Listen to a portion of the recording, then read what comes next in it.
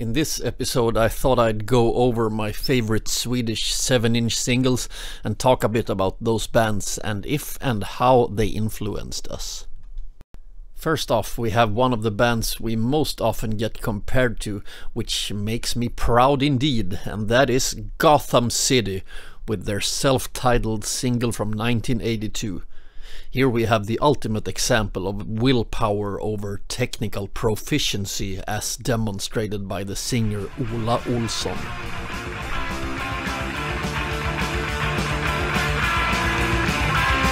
Well, I'm going down to Gotham City where life is fun. I'm looking for a lady who wants me to fool around. The prophecy of life for my 14-inch wheels. Reaching for the glory, I wanna know how it feels.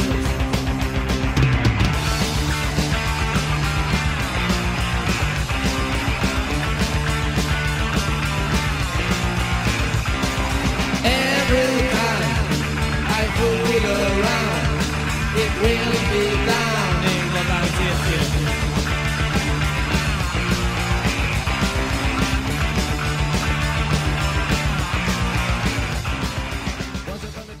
Like someone wrote in a very old YouTube comment, you can hear on his voice that he enjoys heavy metal.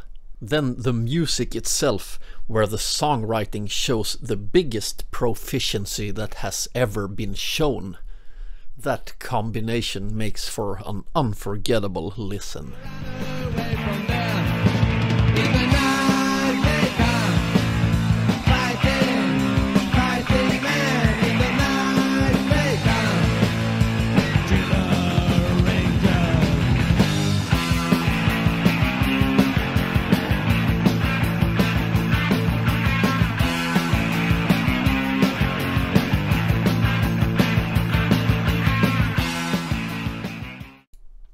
I will also briefly touch upon demo tapes from these bands. Gotham City's demo tape from 1981 is mind-blowing. I think 1995 and Black Ritz are better than on the mini LP. They sound a lot more earnest.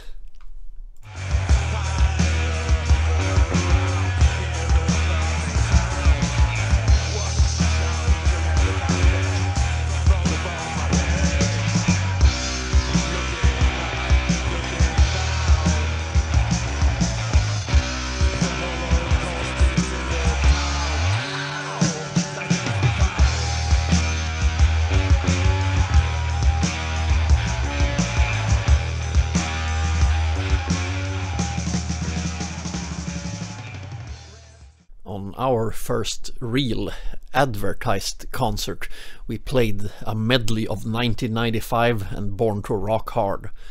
There's a video of it somewhere, and I hope to find it one day. Maybe we'll talk more about Gotham City in some other video, but they are our #1 influence, mainly thanks to the tonal landscape they paint. Regal, tasteful, quirky, always a trick up their sleeve to make your jaw drop. Next up we have perhaps the most epic and melancholic band that has ever existed, Zone Zero. Everything they touched turned into gold. They sound wise and weathered beyond their years. This was the first expensive, rare single I ever bought in Stockholm around the year 2000. I hadn't heard it, but I knew from the cover and the song titles it was gonna be worth it.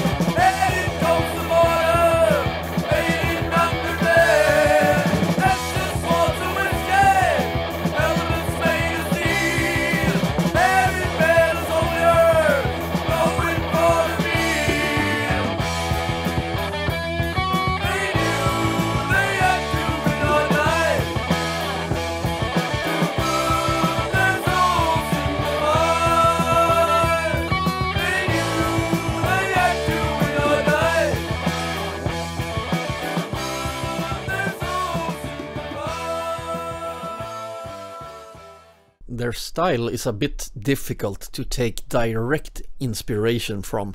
It's like they are the only ones capable of mastering it. But one thing that's left an indelible impression on how I think of writing music is the change of pace in Evil Dream when they go into the faster part. I think it's the best, most striking transition that has ever happened in any song, brute forcing its way into a part that just embodies heavy metal.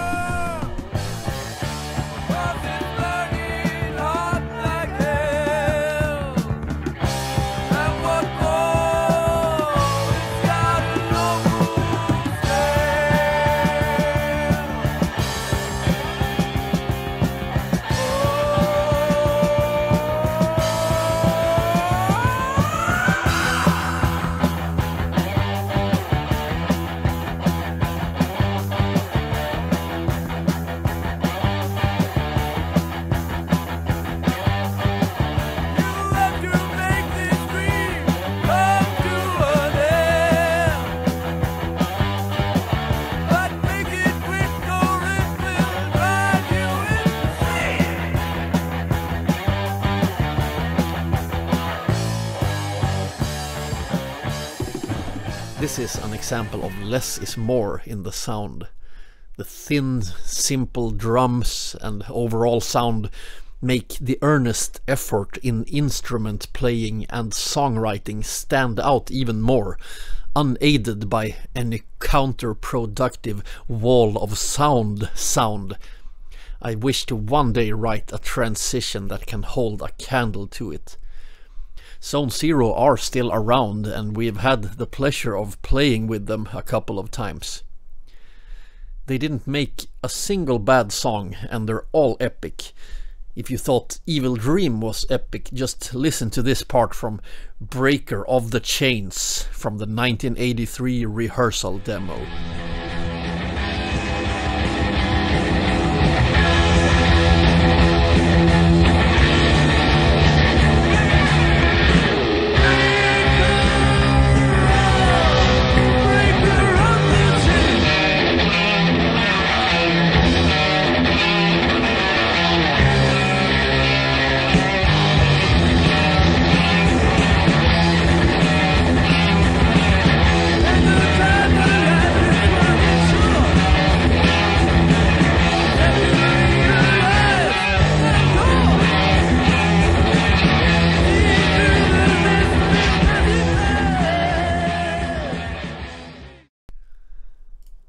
Here we have the one and only Behemoth, a new wave of British heavy metal influenced band, at least on the A side of this single. Here we have an intro riff which in a way encapsulates everything that heavy metal is about. Let's face it, heavy metal is about coolness, and there aren't many cooler riffs than the opening riff of Death Wings.